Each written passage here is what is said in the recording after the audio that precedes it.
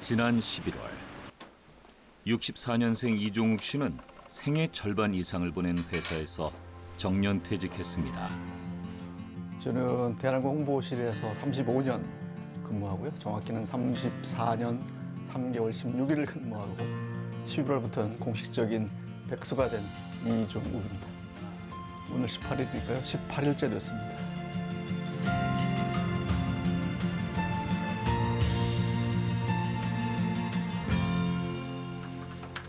아침마다 달려갈 일터는 없어졌지만 종욱 씨의 오전 일과는 크게 달라진 게 없습니다. 아직도 새벽에 일어나 하루를 시작하고 퇴직 전과 마찬가지로 본인의 블로그 플랫폼에 글을 올립니다. 35년 직장 생활의 흔적이 그렇게 습관으로 남았습니다. 저는 평생 35년 동안 우리 시계 알람을 5시 반에 맞춰놓고 살아왔는데요. 오늘도 역시 그 시간을 못 벗어났습니다. 영락없이 5시 20분에 알람이 울리지도 않음에도 불구하고 기상을 해서 눈이 떠져 일어났습니다.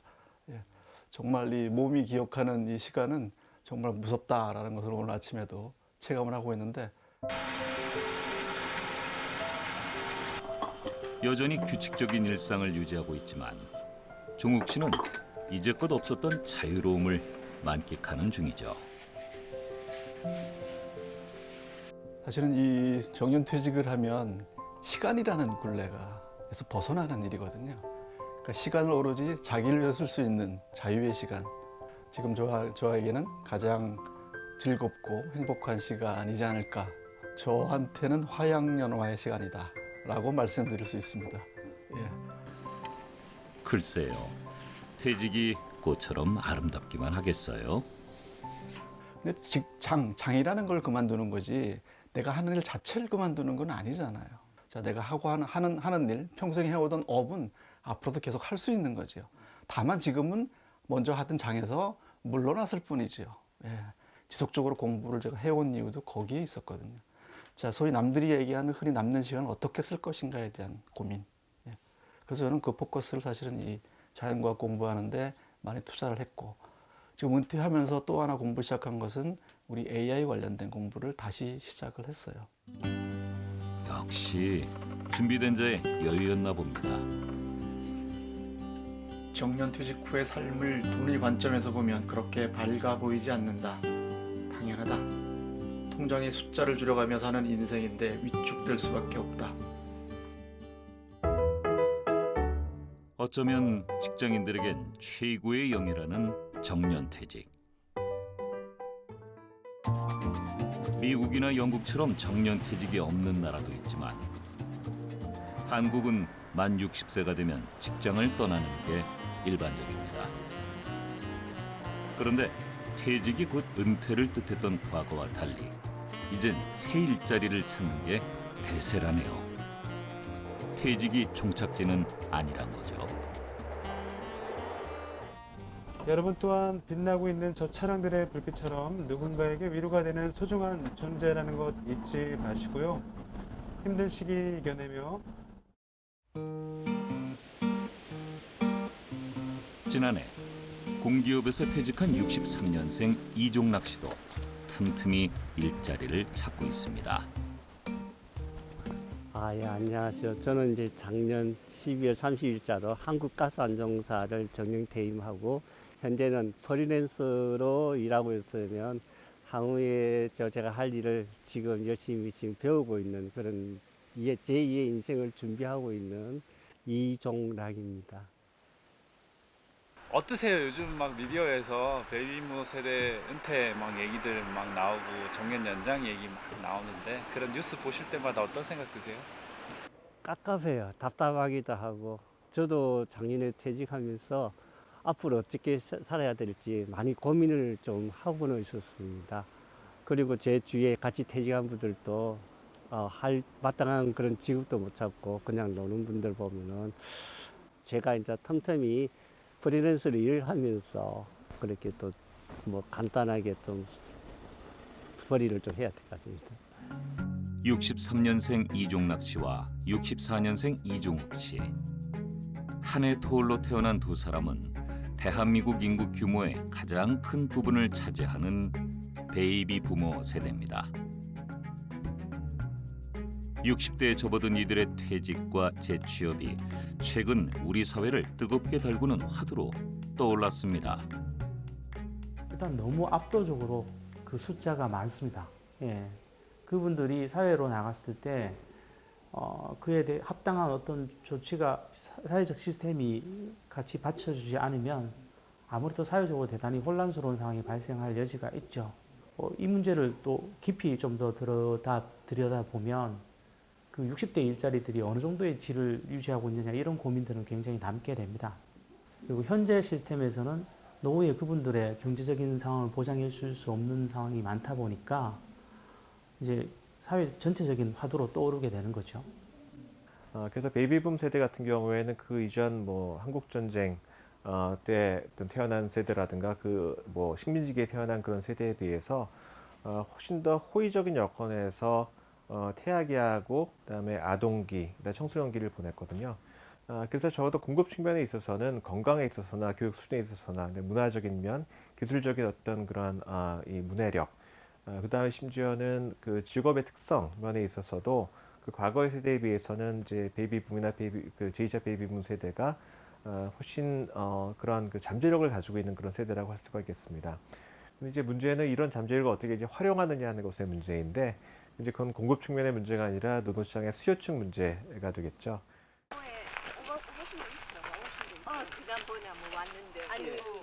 다행히 이종락 씨는 숲길 등산 지도사로 변신해 꿈꾸던 새 삶을 즐기고 있습니다. 한 3바퀴 다 둘레길을 돕는데 한 9시간 정도 걸려요. 예, 여기서 시작해가지고 한 바퀴 도로 원점 회기가 가능한 곳이기도 합니다. 오늘 하늘이 너무 좋습니다. 많이 서로가 그래 고민을 이야기하고 어떻게 살아갈지 고민을 많이 해줬었거든요. 근데 저는 이제 다시 다인세대께 제 인생을 갖다가 설계를 하고 제가 나아갈 방향을 잡고 그런 준비를 갖다가 하고 있어서 현재로서는 아무 좀 스트레스 없이 즐겁게 이렇게 생활하고 있습니다.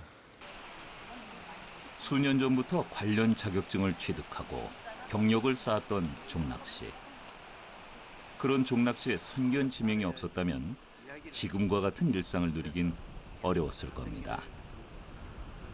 제가 퇴직 5년 전에 저희 회사에 간부로서 승진을 포기하고 제주 지역본부에 발령을 하게 됐는데 거기서 제주 올레를 만났습니다. 그게 제 인생의 터닝포인트예요. 인생의 큰 좌절을 맛본 시기. 종락 씨는 주저없이 새로운 도전을 선택했습니다. 이제는 뭘 해야 되지? 앞으로 어떻게 살아가지? 심하게 앓다가 다시 걷자. 그때 이제 앞으로 제 인생 설계를 트레킹 쪽으로 한번 잡아보자 그래가지고 이에 대해서 좀 공부도 하고 자격증 그런다든지 교육을 좀 많이 받게 되었습니다. 사실 종락 씨처럼 퇴직 준비에 공을 들여도 퇴직자들이 제대로 된 일자리를 찾기란 하늘의 별 따기만큼이나 어렵죠. 퇴직자들의 구직 열기도 그 어느 때보다 뜨거운데요. 수많은 퇴직자들이 이런 악조건 속에서도 재취업에 나서는 가장 큰 이유는 바로 돈벌이 때문입니다. 통계청이 공개한 우리나라 국민의 경제적 생애 주기를 살펴보면 흑자에서 적자로 돌아서는 시기가 은퇴 무렵인 61세부터입니다. 인생 100세 시대에 퇴직 이후 약 40년을 적자로 살게 되는 셈이죠. 게다가 이런 퇴직자들의 상당수가 정년 이후 연금 수령 전까지 소득이 없는 소득 절벽을 견뎌야만 합니다. 그러니까 우리 사회가 은퇴라는 것, 퇴직이라는 거에 민감한 거는 결국은 퇴직한 이후에 그다음에 이제 절대적으로 굉장히 중요한 소득 원인 공적 연금 시스템 안에 편입되기까지의 적지 않은 공백이 있다라는 거거든요. 이제 소득에 대한 불안정, 그런 소득 불안정을 겪는 인구 집단이 굉장히 크게 확대될 거라는 점에서 사회적으로 굉장히 많은 어떤 심각한 문제가 된다 이렇게 이야기할 수 있겠죠. 이대로라면 소득 절벽은 위협적인 사회 문제가 될 겁니다.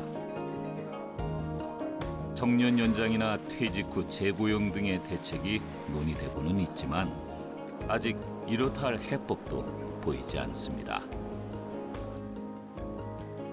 결국 퇴직 이후의 생존은 온전히 개인의 몫으로 남겨진 상황이죠.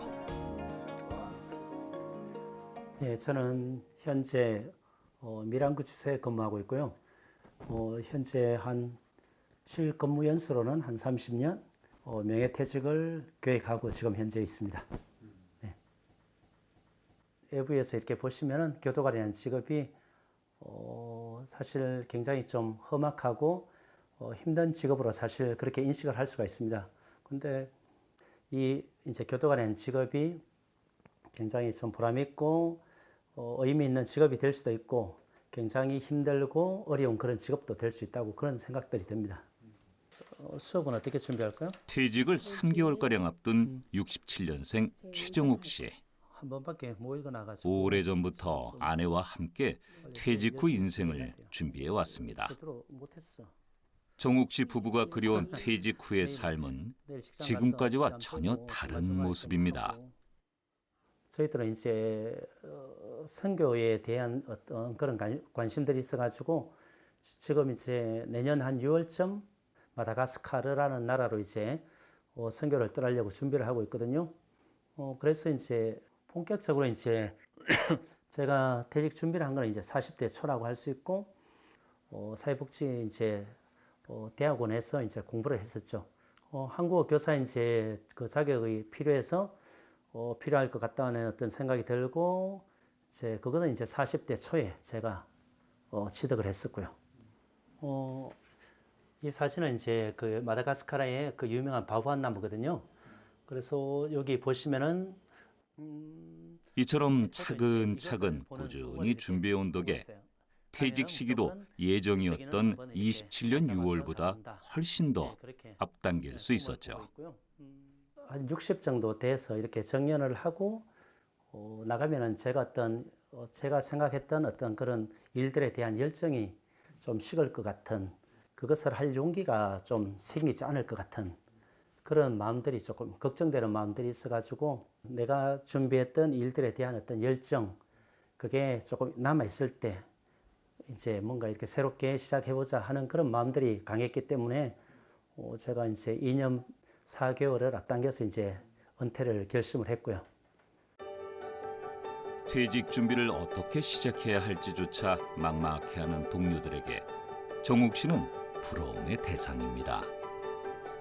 어떻게 보면 이제 저 같은 경우에는 그래도 뭔가 이렇게 제가 좋아하는 부분들이 있어서 이제 그것을 하기 위해서 나가기 때문에 이제 다른 직원들 입장에서 보면은 굉장히 부러운 거죠. 한 30년 일을 하다 보니까 이제 정신적으로 육체적으로 이렇게 사실 좀 피곤한 그런 부분들이 있거든요. 그래서 이제 떠나고 싶은데 막상 나가서 할 수 있는 그런 준비된 것들이 없다 보니까 나가지 못한다고 그렇게 뭐 많이 얘기를 하고 있습니다. 쉽진 않지만 전문가들은 종락 씨나 정욱 씨처럼 퇴직 이전부터 장기간 구체적인 로드맵을 가지고 퇴직 준비를 진행하라 조언합니다. 보통 이제 이렇게 이걸 이제 내년이면 이제 못 읽게 되시는데 좀 서운하진 않으세요? 한 달 정도는 이렇게 집에 기념으로 놔둬야 되죠. 혹시나 또 생각날 때 이렇게 한번 보고.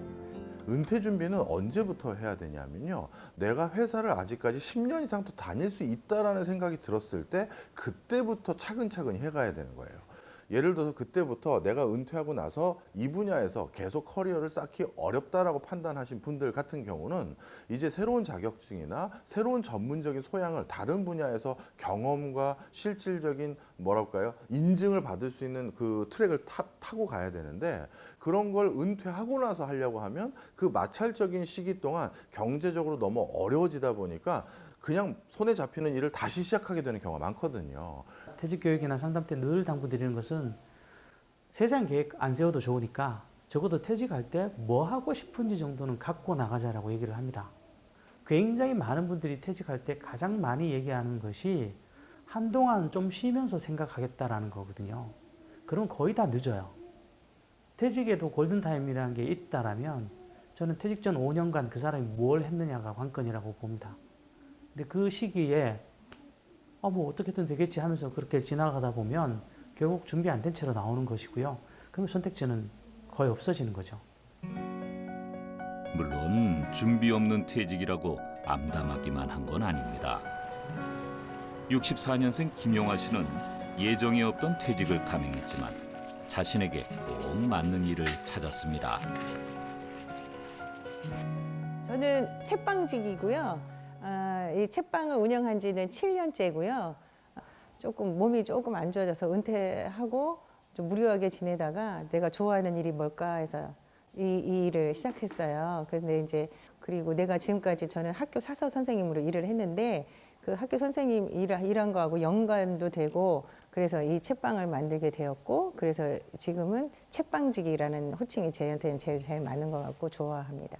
나왔대요. 개봉했네요. 네, 11월 27일. 용화 씨는 자신과 같은 사람들을 위해 은퇴 준비에 필요한 정보와 노하우를 공유하고 있습니다. 준비 없이 그냥 은퇴를 한 거잖아요. 그러니까 뭐 몸도 좀 안 좋고 그러니까 내가 이제 쉬겠다 해가지고 이제 그러니까 저도 준비 없이 하다 보니까 그냥 시간대로 가고 뭐 한 것도 없고 이렇게 되더라고요. 그래서 저희는 이 공간에서 그 은퇴에 대한 삶에 대한 그런 강의를 조금 해달라. 그래서 이제 그 은퇴를 잘 철저하게 준비하신 분들의 메시지를 좀 듣고 좀 그렇게 해서 도움이 됐으면 좋겠다. 줄이기 위해서 그런 시행착오를 줄이기 위해서 자 오늘은 저기 셰익스피어의 4대 비극 중에 리어왕하고 맥베드 편을 할 건데요. 퇴직 전보다 소득은 줄었지만 더 큰 기쁨과 보람을 느낀다는 영화 씨. 영화 씨가 일을 그만둘 수 없었던 이유이자 원동력입니다. 거의 적자죠. 딸랑딸랑해요. 딸랑딸랑. 예. 이건 실제로 이거를 운영을 해야 되는 거기 때문에 저도 사실은 이제 월말쯤 되면 가슴이 벌렁벌렁해요. 돈 막 나가기 시작하니까 그러니까 자기가 좋아하는 일을 하면서 하기 때문에 그거에 대한 기쁨이 있는 거지. 근데 쉬운 건 없거든요. 세상은 공짜 없어요. 자기가 한 만큼 그거 얻어가는 거지 공짜가 없다는 거 배웠어요. 가장 중요한 거는 내가 지금 하고 있는 일과 다르게 60 이후의 시간들 내가 어떻게 현실적으로 준비하고 맞이할 건지에 대한 것들을 일단 직접적으로 보시고 가급적이면 그때를 준비해서 지금부터 내가 어떤 부분에 잘 맞는지를 놓고 예를 들면 책을 보더라도 내가 기본적으로 관심 있는 게 뭐였었지, 내가 했던 것들이 어떤 영향을 하고 있지, 이런 것들을 좀 더 강화시키는 역할을 하는 게 필요할 것 같고요. 다시 만들어야 될 내 명함을 뭘로 쓸 건지에 대해서 구체적으로 생각하셨으면 좋겠다는 거예요.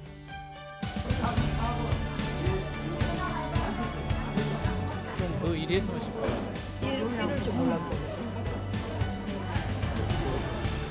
100세 시대라고 하니까 자식한테 피해 안 주고 퇴직은 해야 되고 40년을 저는 아직까지 뭐 건강한 상태니까 좀 굉장히 편하게 생각하고 있습니다. 예.